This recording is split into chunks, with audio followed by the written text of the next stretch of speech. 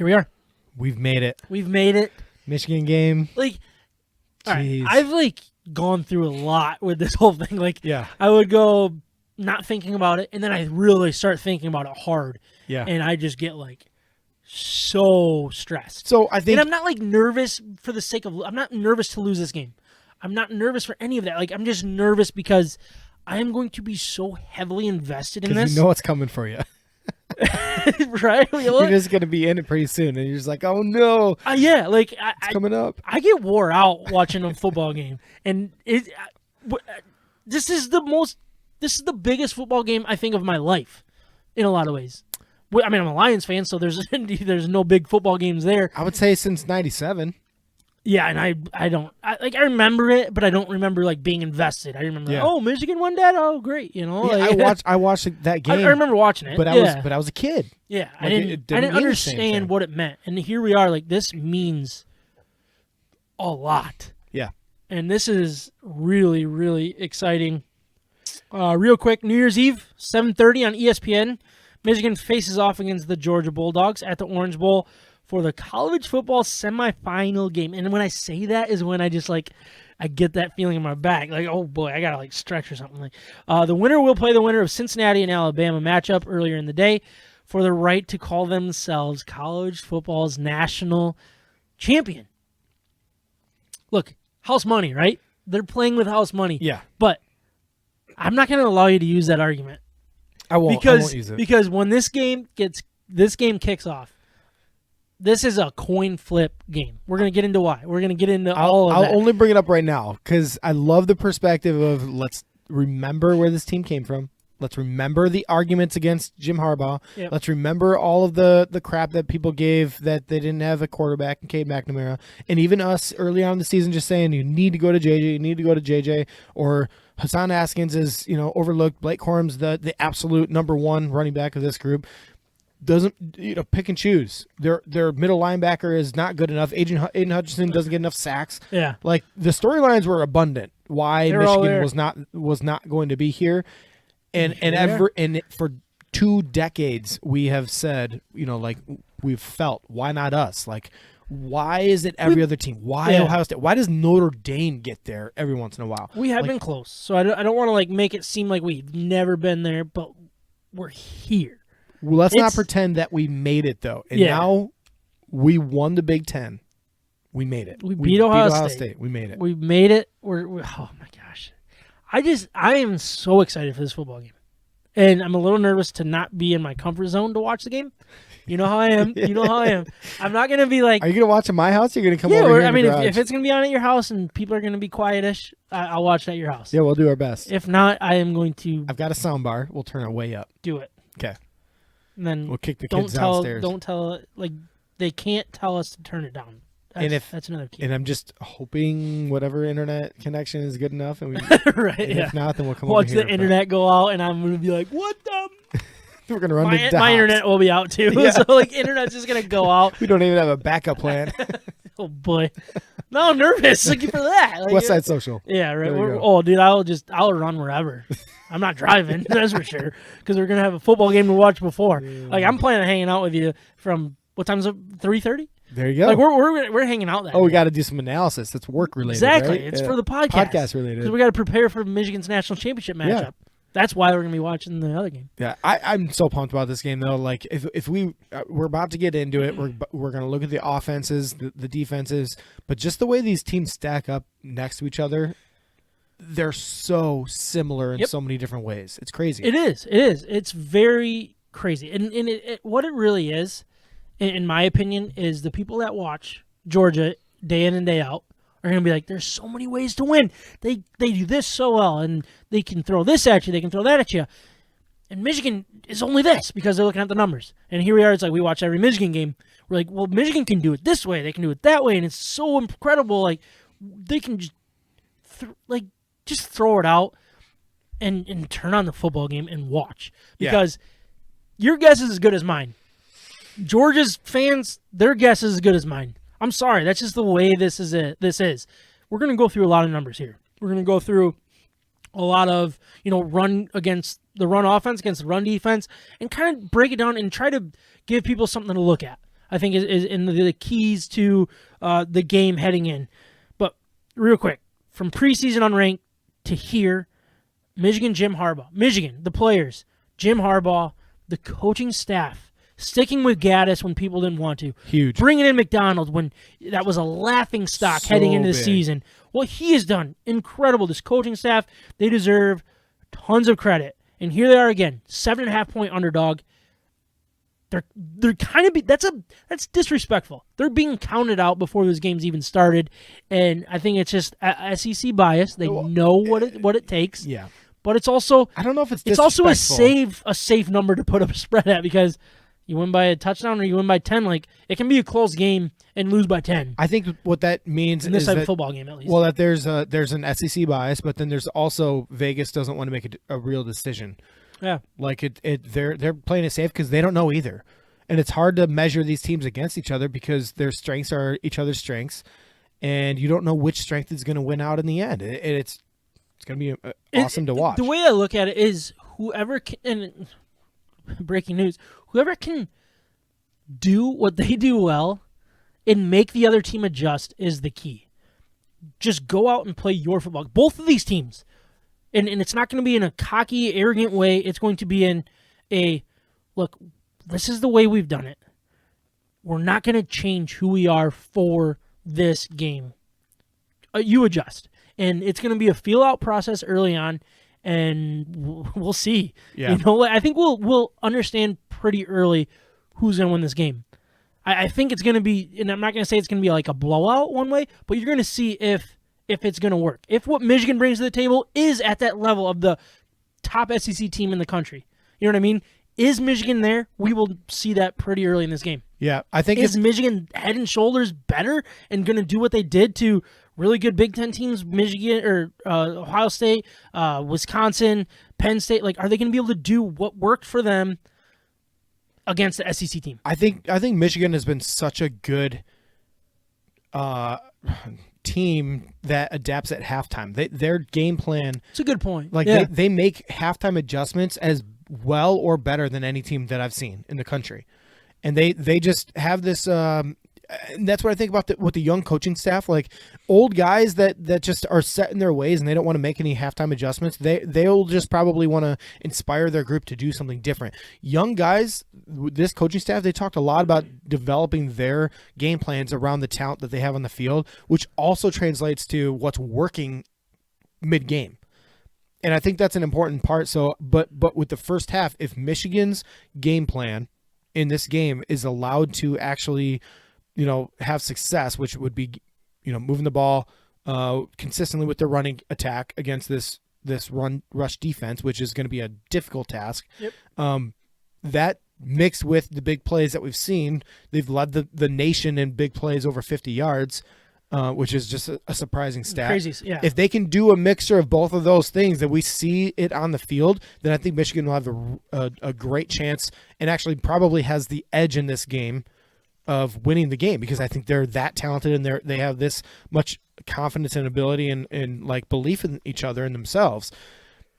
If Georgia turns out that their defensive line truly dominates Michigan's offensive line and we don't have an answer for that, then we're going to be in for a long day, and we better get creative really fast, because that's something that I don't think we're convinced of right now, that their defensive line is just going to dominate the offensive line that just won the award for best offensive line in the country. Yep. I'm not convinced.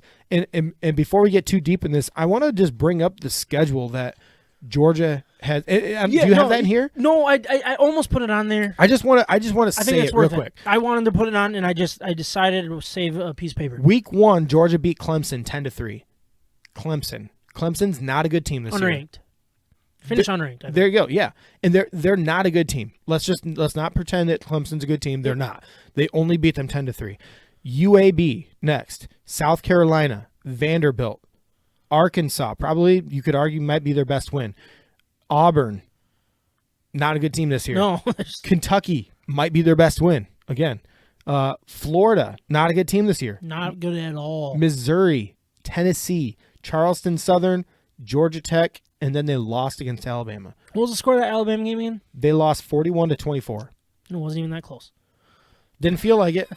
I watched the highlights of more than just the highlights. I watched 35 minutes of football of this game again today multiple times, and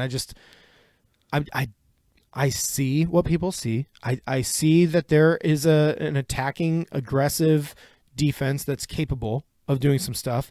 I think Alabama earned their points. I really do. I think they definitely did.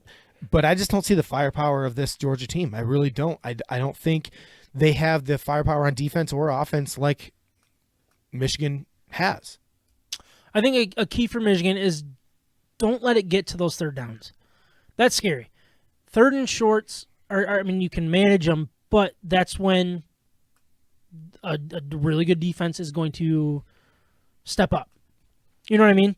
That's going to be an interesting thing for me, is getting big enough chunk plays that you're not seeing 3rd and 4s, 3rd and 3s. Like, make it 3rd and 1s if you're going to be on third down.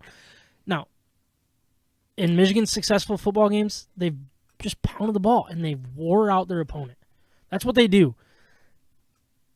Again, I don't know where to go. Well, yes, that's the way they have sustained success against the other team, is pounding the ball and wearing them out, and especially second half. Hassan Haskins just dominates those games, and the offensive line dominates in their will, into the other team.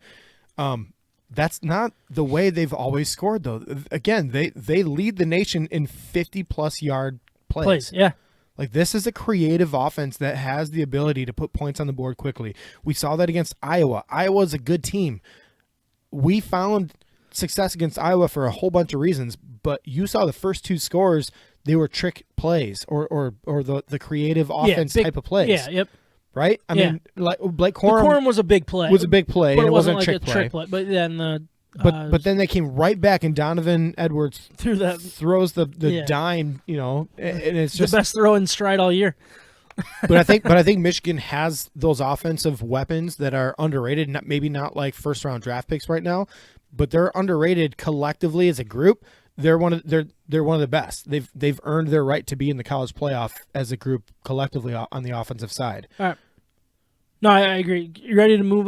Go kind of through the matchups? Yeah, I'd like for you to structure this because I have no structure. Otherwise, we're gonna just be talking in circles, and we don't want to do that. Go for it. All right, so let's start with Michigan's rushing offense against Georgia's rush defense. It's a strength on strength for sure. In 13 games, Michigan has nearly 3,000 rushing yards on about 555 carries and 49 touchdowns. Michigan ranks in the top 10 in every rushing statistic, mostly only behind the service academies. Georgia has allowed 1,000 total yards rushing and 3 rushing touchdowns all season. Only better run defense in the country Michigan played was Wisconsin, and Michigan won that game 38-17 with only 112 rushing yards on the game, but won with a stout defense and turnovers. They took advantage of a struggling offense in the moment, right? It feels very similar to that Wisconsin game. That's what I'm kind of looking at. It's all right, Georgia runs the ball, stops the run, and doesn't have explosive offense, but has the ability to move the ball, I guess. They'll move the ball. Yeah. Yeah. It's like that. I think that right there is a perfect example of what we're going to be seeing here. It is Michigan against Wisconsin in a lot of ways. Is the type of team we're seeing. And I think Georgia almost looks at it in the opposite way, where they look at it as, look, this is a Big Ten team that has these unbelievable rushing stats. It's just Wisconsin 2.0. And Wisconsin 2.0 doesn't work against SEC football. But what Michigan does a lot more than that. And I think that's an interesting part of this whole conversation. I think... Go for it. Yeah, I think Michigan's grown up a lot since the Wisconsin game. And let's, again, remember, the reason I want perspective thinking about Michigan is throughout their season, they were not expected to beat Washington. They were not expected to beat Wisconsin. That was a surprise. They were not expected to beat all these teams that they beat early on in the year. So they've been growing up as they've been playing, and their offensive game plan has grown up along with them. So at the time, Donovan Edwards was not part of this. At the time, they relied on a little gimmicky offense with their passing attack. At the time, they were still mourning the loss of Ronnie Bell. Like this is not the same Michigan offense as it was against Wisconsin, and they were still able to do what they did because of the offensive line. So, with that said, this Georgia defense is elite. It's superior. It's the best rushing defense we've seen over the last probably 6-7 years in college football for a good reason. They have really, really good, dominant defensive line rushing stoppers. All right, They've got the big bodies. So real quick, I'm going to run over some numbers on the other side. Georgia's rushing offense versus Michigan's run defense. Georgia had roughly 2,500 yards on about 500 carries. The Bulldogs averaged a little over 190 yards per game. Michigan's rush defense has been a little underwhelming, ranking 21st. The Wolverines have allowed about 1,500 yards on 447 attempts. They're allowing only 122 yards per game on the ground against teams that are kind of mostly run-first teams, which is, I think, a good point is, look, the SEC is not, it's, I don't know the right word. So, Georgia's run defense numbers can be skewed because you're going against not really pass-oriented teams. Yeah, more pass-oriented teams. The SEC's kind of changed that a little bit. Well, I just read the schedule to you. Yeah. My goodness, those are not rush-dominant teams. And they're also teams that aren't going to be able to not going to run the ball when they're down. No, they don't get elite by prospects. a couple positions. Yeah, that's true there. So, again, I want to go back to this because I don't want to ignore the fact that Georgia's defense has been one of the most dominant run defenses we've seen in a number of years. I think that is a true statement. Their defensive line play, they're giant human beings that can move people. Even offensive linemen from Michigan, their linebackers are aggressive. They run downhill and they're very, very aggressive. I don't think they're elite athletes, not all of them. Okay. I don't think they're absolutely elite, but they're very, very aggressive, which means that they pick a hole, they go for it, and it usually works out because their defensive line have taken on 2 blocks, right? Yeah. So if with that in mind, I think it's very important, and I might be jumping ahead of where you wanted this conversation to go, but the key to Michigan's success with their rushing attack, they need a rushing attack to win this game. They do. We do not want to turn into a pass-heavy Ohio State type of offense that relies on the arm. Look, we don't have a quarterback to do that. No. Well, we might. We don't. Well, but the starting quarterback is not the guy exactly. to do that. So McNamara is not going to do that for us. But what we can do is be unpredictable. And what I think the most important thing with our rushing attack is that they, meaning Georgia, cannot know 100% their personnel that they need to have on the field. What I see is Jordan Davis, who is their dominant 350-pound, 6'6" defensive lineman that won all kinds of awards. He is a dominant run stuffer, and he does a great job. He does not get after the quarterback very often. They're usually coverage sacks if he does, but he also gets tired. And you saw in the Alabama game, he had his hands on his hips, standing straight up with during multiple of those snaps. Okay. As Alabama was snapping the ball, he's not even in position. Ready. He was tired.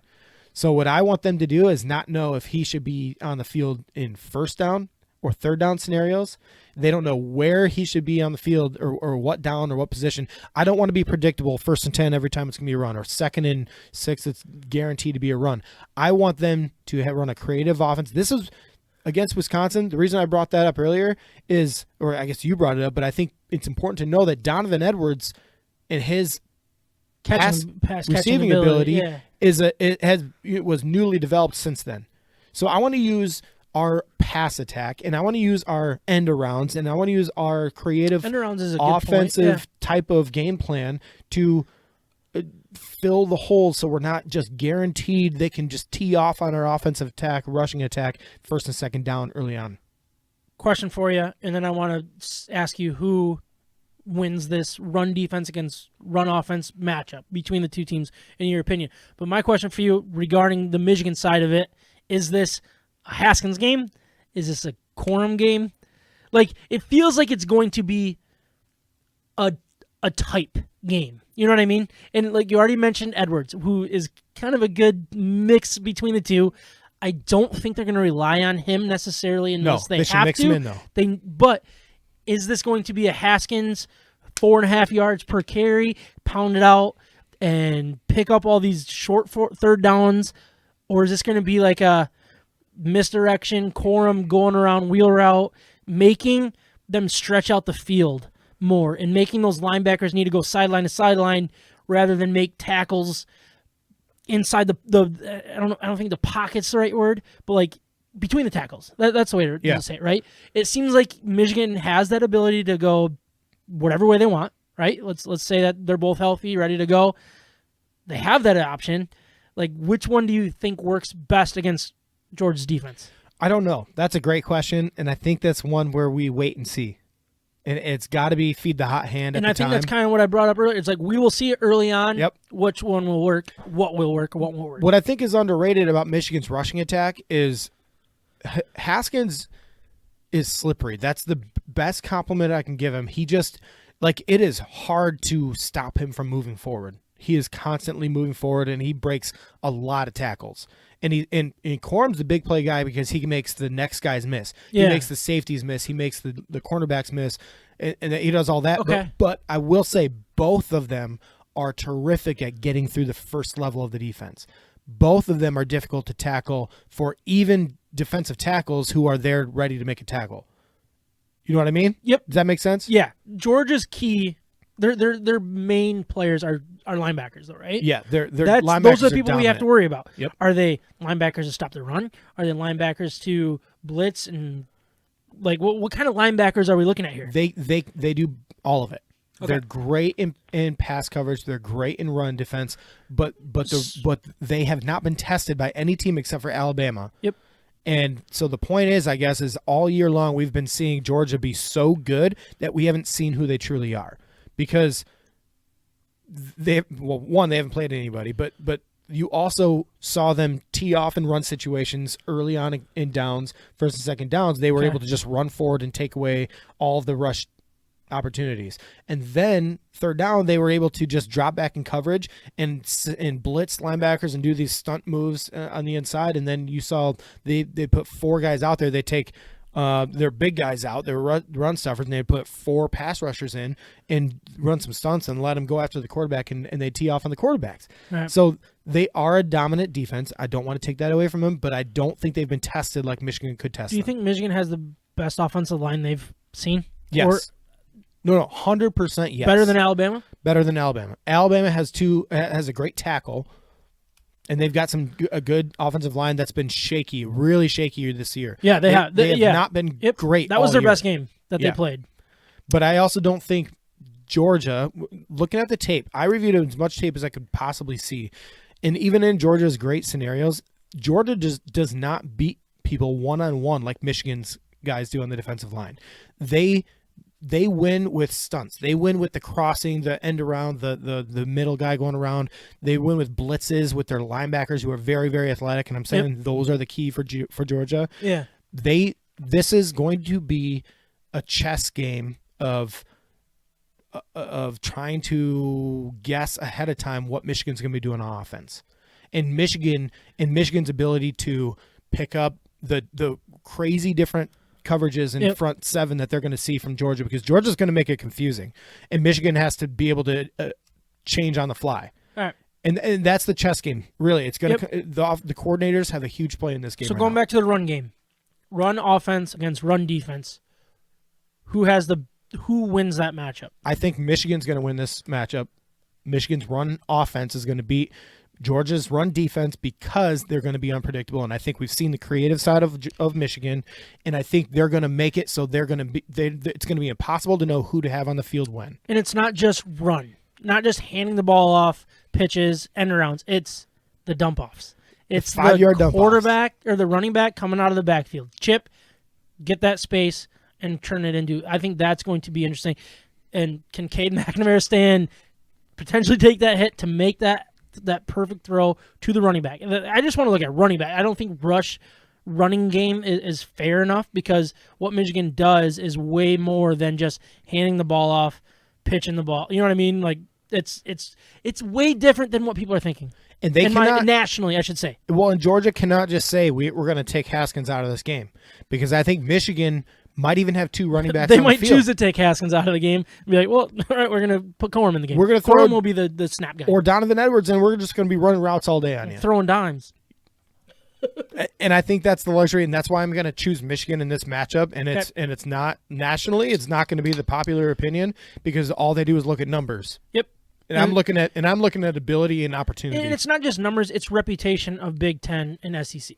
Yeah, I think that's what it is. Which is fair. It's fair, but and we talked about this a little bit pre-show. Is like Michigan's run, like tell me if this is a bad example. You never really said, but like. I feel like what people nationally are looking at is an absolute stout run game. And they think, oh, Wisconsin does that. Wisconsin has done that, and they have unbelievable rush numbers, but they can't throw the ball. They're not like they don't have the quarterback that can throw. They don't have the other pieces to complement the run game. This is a completely different team. This is a Ezekiel Elliott type Ohio State rather than a Jonathan Taylor type Wisconsin. If that's a fair way to look at it, is Ezekiel Elliott was the workhorse. That guy was getting so many balls, you could run that ball and pound it when you wanted to. Well, you also had the quarterback that can make that throw, the easy throw, the right throw, take care of the football, check into the right coverages, all of those. Not one dimensional. It's not one dimensional, and that's what I think nationally people are thinking of Michigan is one dimensional. Yeah, they are far, far from that. Do I love what Cade does? No. We talked about how maybe move on. Maybe move on. We love that he wins, and that's about it. But no, he doesn't get enough credit for moving the ball, and he might only have 179 or 209 yards with no touchdowns by the end of it. And like 17 throws or something like that, But right? we needed him throughout the game. Yeah. And it allows his throwing ability and his leadership and his play recognition and all that lends itself to allowing the coaches to play to call a good game, and Josh Gaddis is going to have a huge part in the success or unsuccessful attempt in this game. The coordinators, again, I think the play calling is going to have a massive say in how this game is played because you better stay creative because Georgia's too good to just be predictable. But if once we're unpredictable, I think Georgia is going to find themselves in a weird position they haven't been in this year. Until Alabama. And they didn't They didn't respond well. No. And Alabama beat them with vertical threats. That's what people will say. Exactly. But they attacked the middle of the field a lot. And Jameson Williams turned that into a touchdown over the middle once. But again, the middle is wide open. And what does Michigan do better than they have in a long time right now? They attack the middle of the field, and I think it's going to be Another thing that I don't like about what we're hearing nationally is Michigan hasn't played the running backs that we're going to see in a Georgia. Like, Ohio State has a pretty dang good running back, and they made them look so pedestrian. That running back and just that offense in general, what they did, they made it so difficult on Ohio State. Michigan's defense is just, it's, look, we don't need to get into it. Let's get into the next part. No, right? let's get into that part really quick. So this is my feeling about about Georgia's offense. Sorry, go ahead. And then I want to. Yep, go. Don't let me forget. Georgia's rushing attack is very good. I think their running backs are so underrated. They're very, very good, and I think they're better than what we have seen this year. And yes, Ohio State has a stud freshman running back that I think is elite. I really do. I think he's great. But we haven't seen Georgia's rushing attack is very similar to Michigan's. The difference with them, in my mind, is that Michigan thrives on their long drives and winning that way, and they put the ball in the end zone, and they know how to do that, especially in goal line situations. Georgia, when they were tested, we saw them not be able to finish those drives out, and they have that long progression, not big playability. The difference between Michigan and Georgia is big playability in my mind. So even if they rush and Georgia is successful, you're not going to be successful all the way down the field. So I think you're going to see them move the ball, but you're going to see them fall short at the end, which will turn into 3 points or 0 points if they get aggressive, or turnovers, because I think Bennett is very, very prone to turnovers, and he stares down receivers, and I think Michigan's secondary, which has just come into their own this year, I think they're going to be jumping routes. All right. And I'm pumped. I'm going to save my point for a minute. You told me to remind you. I wrote it down, so hopefully there is enough to remind myself. All right. Michigan's pass offense against Georgia's pass defense. I'm going to go through some numbers. On 340 attempts, Michigan has thrown for about 3,000 yards and 20 passing touchdowns. Georgia's pass defense ranks in the upper echelon in every pass defense statistic. Georgia allowed quarterbacks to only 56% completion percentage and only a combined 8 touchdowns. Switching sides here. Georgia's pass offense to Michigan's pass defense. Georgia, on 350 attempts, has roughly 3,200 yards and 33 touchdowns, averaging 250 yards per game. I think we've already talked about the schedule enough. I think that kind of that plays a role in what I just went through there. Georgia's schedule is not anywhere near comparable when you're talking numbers. You got to throw numbers out the window when you're playing cross conference games and seeing this type of you just have no like opponent to really say that this is the way it's going to go. Completely different scenarios here. Who wins this matchup? I guess that is where I want to go. Like I think we can kind of make this quicker than it needed to be. Yeah, I think Georgia has a pretty good base of players. Like they get a lot of coverage sacks. That says a lot about their coverage. So Darion Kendrick is a NFL cornerback. He played for Clemson last year. He transferred. Had some character issues. I think he was arrested or something like that. But either way, he's playing the game and he's good. He's very good. So I think we're gonna have if he's lined up on Cornelius Johnson, I don't think he's gonna go off for just a crazy game. That doesn't mean that he doesn't give yards, and we'll take the yards when we get them. And I see this Michigan passing attack as maybe what we've seen in recent weeks. It's not going to be MSU where we get 300 plus yards of passing, but it could be in Iowa where it ends up being 175 meaningful yards. I think it could be the big play where we get chunk yards here and there, and it's meant to throw the defense off. But it's not going to be what we rely on to win this game. I think the creative play calling is more important than, just like relying on our quarterback to make the right decision every single time. We have to scheme people open in order for this passing attack to be successful. The coaching staff really is going to decide the better quarterback in this game. I think they're very similar type guys. They're not lighting up the world. So you look at the completions. I know. Oh my gosh, his name. What is his name? Sorry, Bennett, the quarterback for Georgia, who I think is going to start. There's still the question if JT Daniels is going to start. No, Stenson Bennett's going to start. Okay. Well, he has in less games 148 completions, 231 attempts, 64.1% completion percentage. Cade is 199 completions, 308 attempts for 64.6 completions. The yards are pretty similar, 2,300 to 2,400 basically. The one thing that's very interesting to me is the touchdowns. Touchdowns to interceptions, Bennett 24-7, where Cade is taking care of the football better. Not as good of late. I think he's thrown a pick in pretty much every game the last 3. 15 touchdowns to 4 interceptions. Passer rating 176.8 for Bennett, 145.4 for Cade. Who is the better quarterback? Is it just are they mirror images of each other? Yeah, like these teams are like the Spider-Man meme of the Spider-Man's pointing at each other. Like that's the same. That's what we're looking at here, right? Both. Is that fair? They could be complete opposites, but yet be the same. Okay. For what they mean to their team, and I think that's what the scenario we're looking at here. When I watched Stenson Bennett, I just am impressed. One, with his physical ability, he throws the ball, and he's got a rocket of an arm. Like he throws the ball hard, and it seems to be decently accurate. He's got a cannon, and it doesn't matter if he's on the run or if he's in the pocket. And the other thing is he's a great athlete. He gets out of the pocket. He's quick to run the ball, but he's also quick to throw it on the run, and I don't think he gets enough credit for that.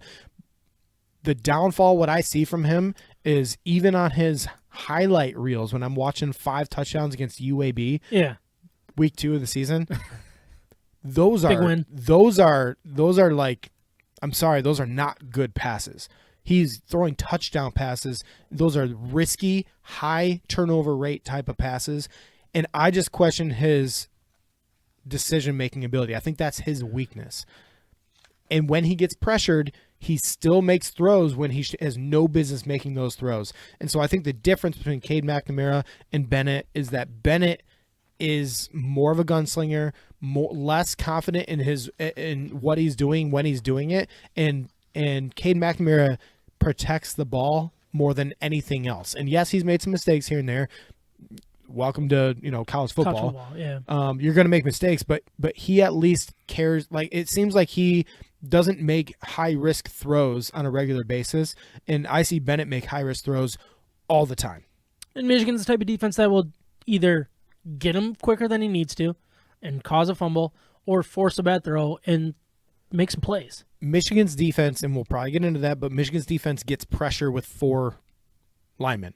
Mm-hmm. They don't need a whole bunch of like different blitz packages and stunting around different things. No. They went straight up. Ajaba will beat you on the edge. Hutchinson will beat you on a regular basis on the edge, and good luck, because they might use the inside moves to, maybe you don't want to step up in the pocket. Like, they're good enough where they can drop more bodies back into coverage, and their defensive backs and their safeties have been aggressive enough where, they can. I think there's going to be some turnovers in this game. I think Michigan's going to take the ball away from Georgia. So is Brock Bowers, the tight end, he's good. He's the one that we got to shut down. He's really good to catch the ball. Yeah. He's Kyle Pitts of the SEC this year. Yeah. If that's fair. Yep. And he's a freshman. He's a fresh. Is he really? Holy smokes. He wasn't he? Never mind. I don't need to get into that. Micah would know. I think he was actually thinking about going to Michigan, wasn't he? I could be wrong. Doesn't matter. I don't know. But is it just shut this guy down, you'll find a way, or do they have, Burton and Pickens, who have put up decent numbers, nothing crazy. So Pickens was injured most of the year. He only has 3 catches, 46 yards in 2 games. Pickens is an elite NFL talent. And that's something but he's been hurt. But he's also coming coming back off the COVID, but he's going to play, it sounds like. Is he better than Burton, who only had 23 catches for 412 yards? Their leading wide receiver? Like, what do we do here? Can I'm going to say can Michigan's corners take on these wide receivers one-on-one, that the safeties can come down and help and take out this tight end and take him out of that game? Or yes. How does Michigan's defense adapt to something like that? That's not necessarily high-flying, tons of weapons that you have to worry about, but shutting down the big weapon. I don't think Georgia has a big weapon down the field because Pickens has been hurt, and Pickens is going to be running on one leg. He might come back and make one big play, but he's not going to be Jameson Williams type, that Alabama had. He's not going to be a guy that just beats you off the line. DJ Turner's trying to catch up. That's not going to be him. Okay. So no, Georgia does not have that guy down the field, which is why I say the bend not break scenario strategy for Michigan, because Georgia's going to have to execute all the way down the field to put up 7 points, all the way. Ohio State was a huge risk for the big playability. Alabama would be a huge risk for that big playability where they just get 7 points quick, easy. Yep. That's not this Georgia team. I don't think unless they do it with their running backs, they're not going to do it, in my opinion. So Burton's not a bad wide receiver. He's not going to destroy you. He's not going to beat you up. You're not going to lose to him. He's not what we went against with Olave and the other guys that I can't even think of their names. McConkey's pretty fast for them. Like, he can make guys miss. Yeah, he had a pretty good touchdown against Alabama. He's not reliable. He's not like an elite wide receiver in college football. Fitzpatrick, I kind of like him. Again, not elite. Brock Bowers is the key to that offense, and we have to treat him like a wide receiver, a physical wide receiver, rather than just a normal tight end that you just throw a linebacker on, because he will be all of our linebackers one-on-one. If we try to think that Colson's going to be fast enough to run with Bowers, we're going to lose that matchup. So, who wins the passing matchup? You're going to say Michigan again. I'm going to say Michigan. I think it is too. I know we're homers. I think Michigan. But I think it's there. It's real. I think Georgia puts up more yards. I think Georgia turns the ball over. Because they're going to have to. I think they turn the ball over. And I think that's the reason I'm going to pick Michigan in this, because I don't think Michigan's going to turn the ball over in the air maybe once. I think Georgia could turn it over multiple times in the air. I just don't think Bennett makes good decisions. I think when I watch him, he stares receivers down the whole way. And we saw it with Alabama. They jumped those routes. And I don't know. I sent you a video about one of Michigan's former coaches. Okay. Did you watch that one or no? I don't remember. I watched. It was Michigan Yeah. Insider. Oh, yeah. So Michigan Insider, they do a great job, by the way. But they had a great preview for this. And they had a former coach on for Michigan who is a literal genius on the football side of things. I really believe that. And so I'm like, my thought process has a lot to do with listening to him and his thought process. And he sees him as a statue. That's what he said. He's a statue in there. He's staring the guy down. He's like, trust your eyes, trust your instincts, go get the football, jump the route because it's there for the taking. And this guy will still throw the ball. It doesn't matter if you're there or not. He's going to throw the ball. So we've talked about the run defense against the run offense, the pass defense against the pass offense. Let's talk about individual plays here. What are the key matchups that you're here to look at? Because for me, it's Dean, the linebacker, against this running game, and in general, how can you limit this guy to be more worried about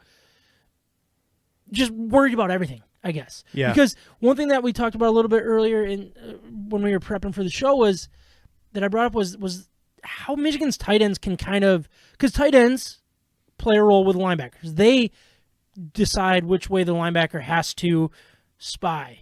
And you know what I mean? Like, and if he's not going to follow if a linebacker, their stud linebacker who has tons of tackles, isn't going to pay attention to the linebacker because he's worried about the running game or the pass out of the backfield, that's going to open up That's going to open up Shoemaker, where I think Schoonmaker, where I think Michigan's tight ends in just the amount of different ways of beating this defense can limit where their studs are, which is linebackers.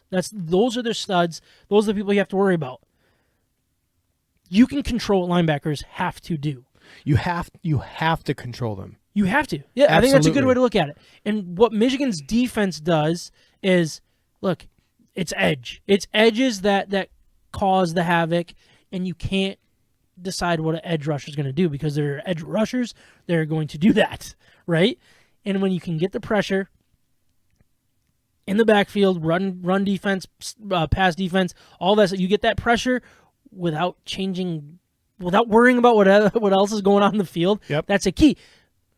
Georgia's defense, in my opinion, is good when they are controlling what the offense is doing. Yep. When the offense can control what the linebackers are doing, that's when you get people. That's when you can expose them. And that's when you can, maybe not expose them is the right word, but limit them. Or, man, what's the word when you like? What is that word? I don't know. Impose their will. No. Man, I'm gonna think of it probably tomorrow. I just think with what we saw from Alabama is Georgia was on the run, and Michigan has to do the same thing. I don't think it's going to be the same way. It's not going to manifest in the same manner. Michigan's not going to have that downfield guaranteed offensive pass heavy type of approach. But Michigan can achieve the same results by doing it a different way. So what I think is the key for Michigan offense, and we're going to see this early on in the game, is whether they're committed to getting the easy rush type of yards with their check down running back wide receivers, or their running backs out of the backfield catching the ball, and exactly like what you brought up, their tight ends. And we have to put these linebackers at a disadvantage and make sure that Eric All's and Schoonmaker's their athletic ability is on display, and they attack the middle of the field, and the middle of the field is going to be everything for me. I need to see that Michigan wins the middle of the field over the middle with their passing attack, and it does not need to be down the field. It needs to be in the middle, and that means their linebackers can't cheat up. And if their linebackers can't cheat up, then I think our running backs can then start filling those gaps with the rushing attack. They can actually start running through the defensive line, getting to the next level, and either running through them like Haskins does or running around them like Corum does. And I think we can win in that way. We just have to make sure that they understand that they are thinking and are aware of the fact that we are multidimensional, and our rushing attack might manifest itself in a passing way. If that makes any sense. It does, yeah. No, I like it. That's Michigan's matchup that I'm watching from Michigan's offense to Georgia's defense, because I'm not taking anything away from Georgia's defense, but we saw not a blueprint, but we saw what happens when you get them on the run. And their best players are left standing with their hands on their hip, standing straight up while the ball is hiked. Do you think of no huddle offense can be a part of this game? I was going to bring that up. It's not the way Michigan works. It's an approach. It's definitely something that they can implement if they feel like it's value added. I don't know if they're going to go that route, so I wasn't going to speak for the coaches or try to that. It's so hard to say like this is what I would do in this situation because I don't know the players, and you have to be in the mind of the players if they're comfortable with that and all, and so on. Yeah. But I do think that's an available option that they could go to. Absolutely, to just get them moving. What you don't want to do is compromise your what do you call it when you your offensive ability to actually complete the game plan. Because you're changing it up and you're putting them in a different situation. Okay. So, I think we've talked enough. Michigan has the better offense. Is that fair? They can. Yes. I just want to clarify, just because that's what I do. But I don't think it's as simple as that. I think Georgia, the difference between the offenses is I think Michigan will finish drives more effectively for points.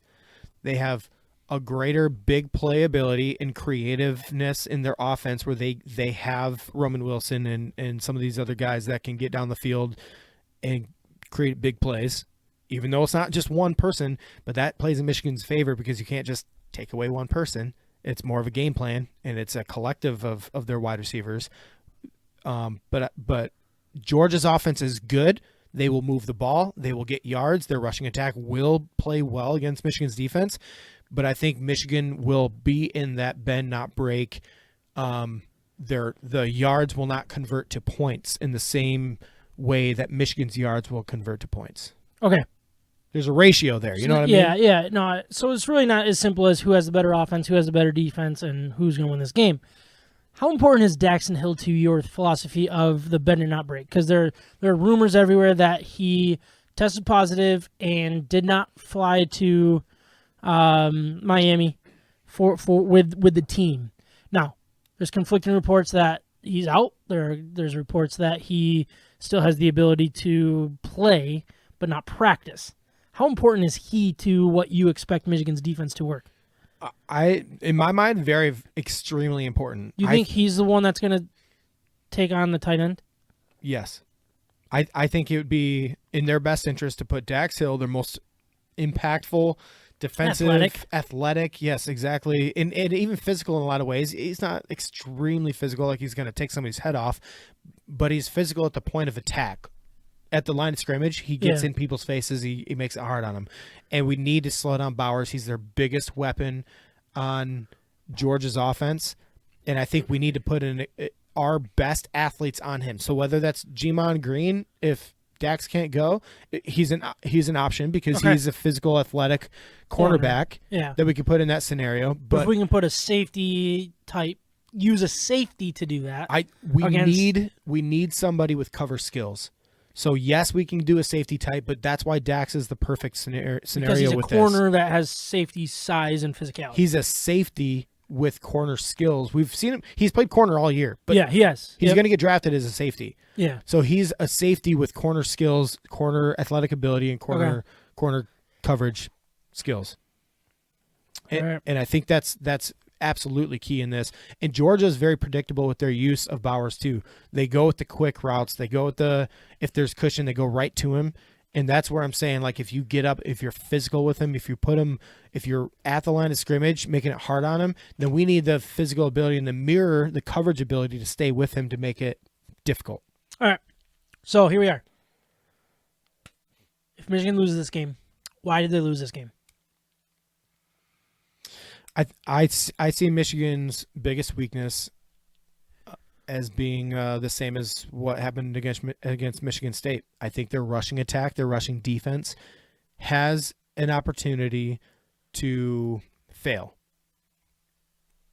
And what if you look back at Michigan State, they had missed blown coverage assignments, confusion in the backfield between the linebackers, safeties.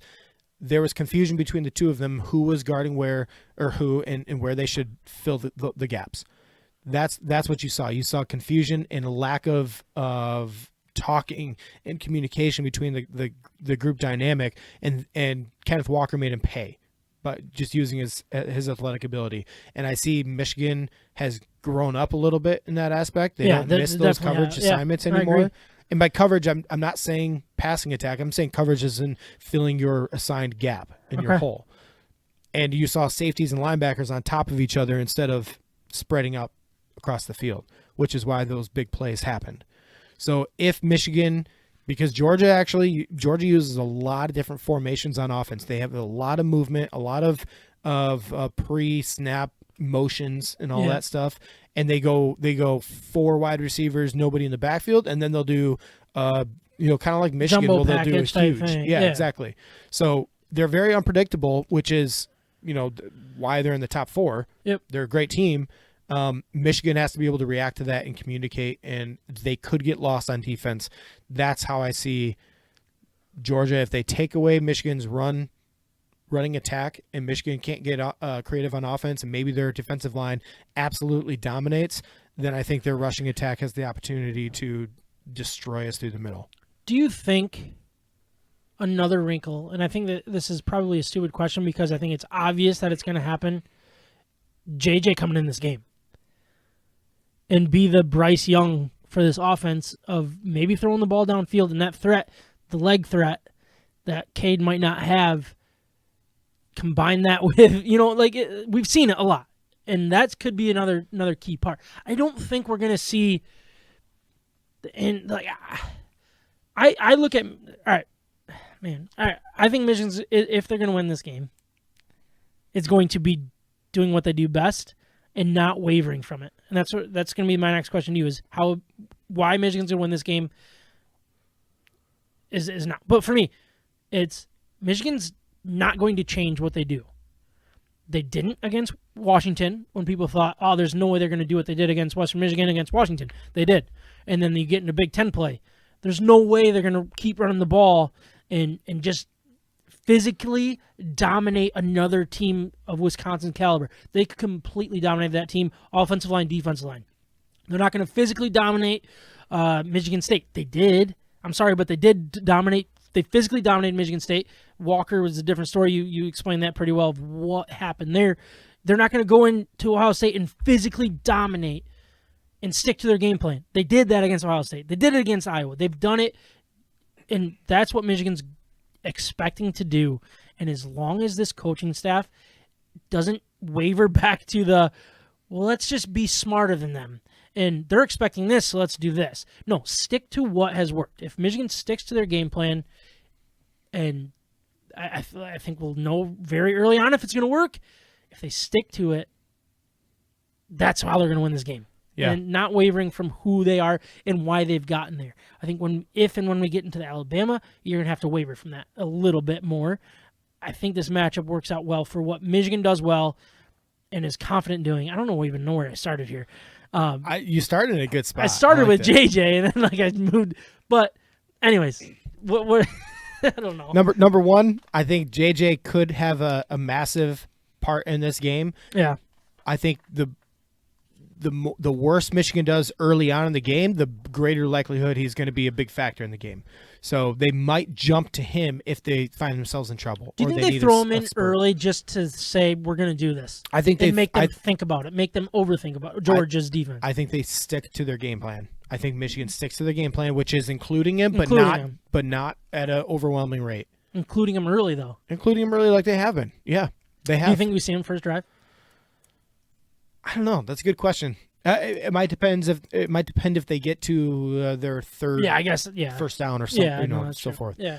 I think Michigan's best.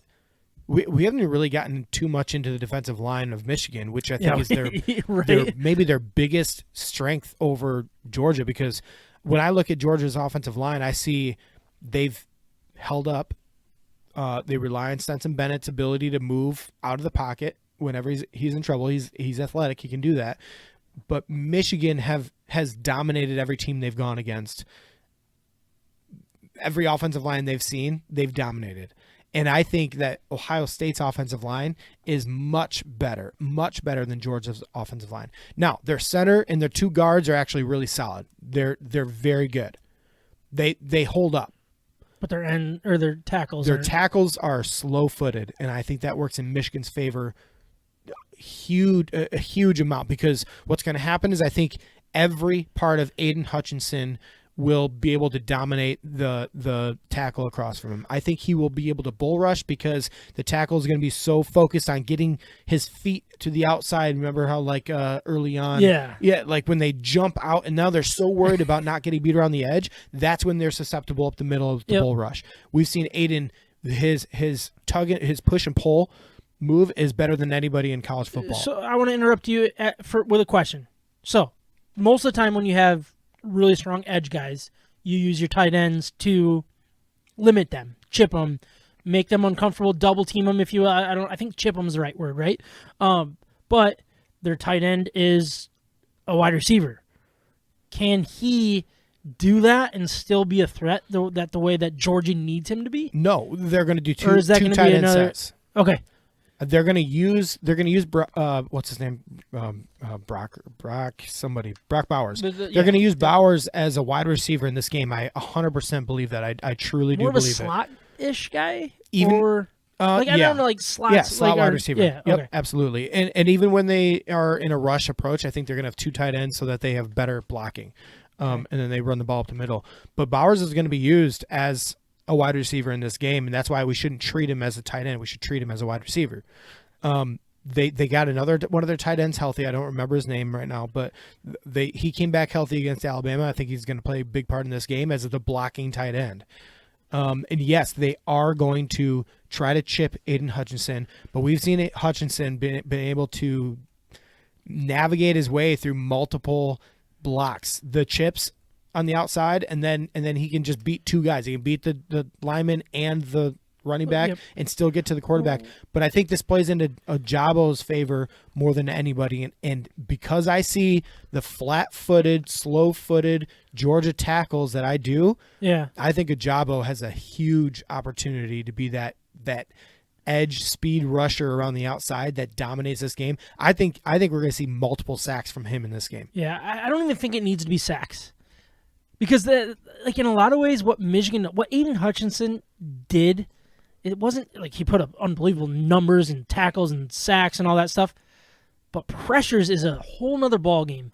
And that's what this defense is going to do, is they're going to put the pressure on, and they cause the bad throws. They make 3rd and 8 seem impossible because you have 2.5 seconds to 3 seconds to just hope that your first read is going to get open. Yep.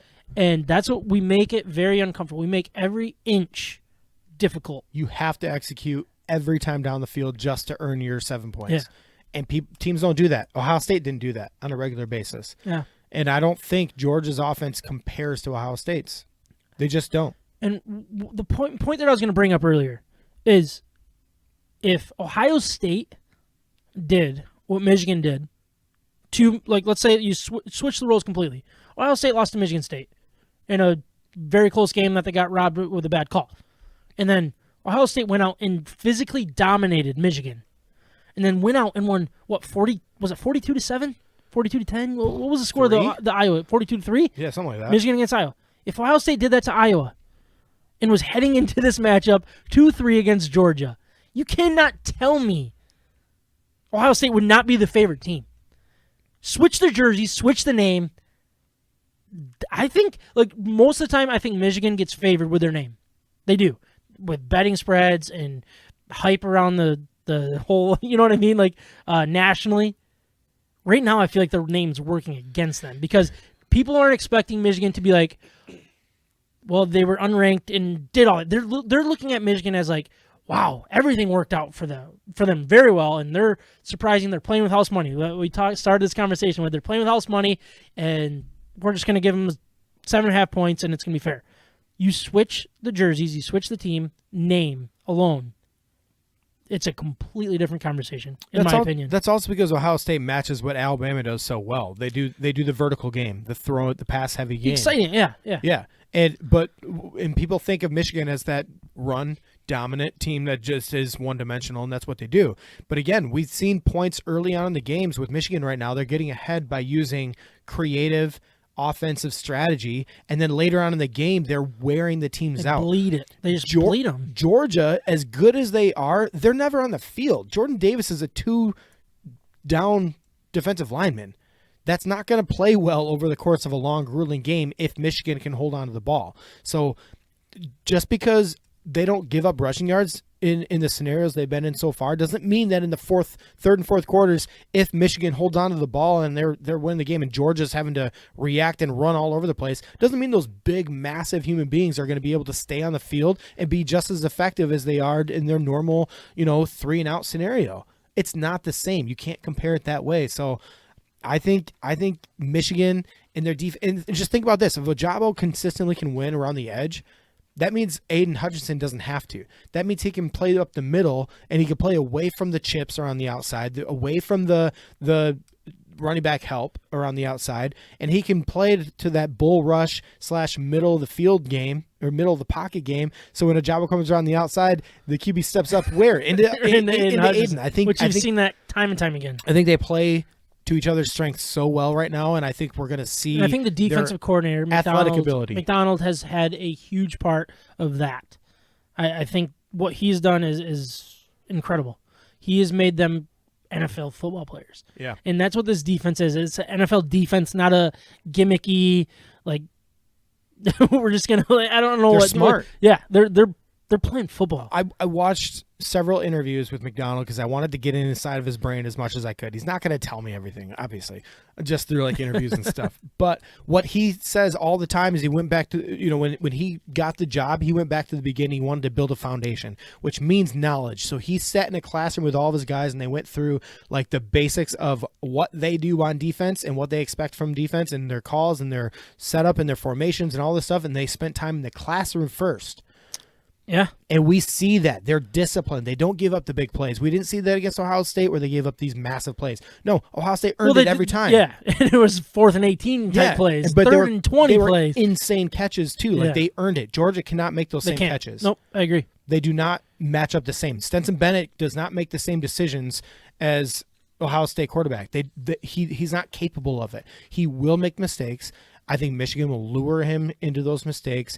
And let's just say Georgia wins this game in the end. I'm not saying Georgia's not a great team. They're a great team.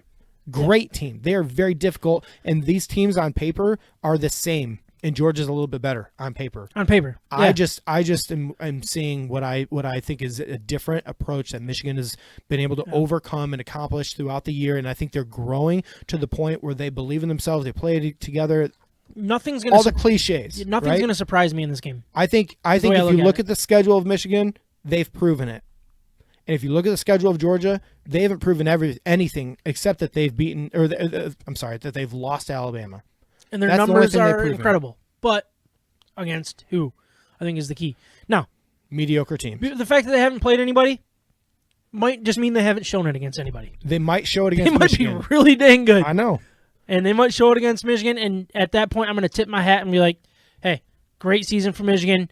They weren't good enough. They weren't talented enough. Yep. I think is what it's going to come down to. If I see that Michigan's offensive line, which really out of all the keys to the game, the offensive line of Michigan is probably important. The number one biggest factor of this game.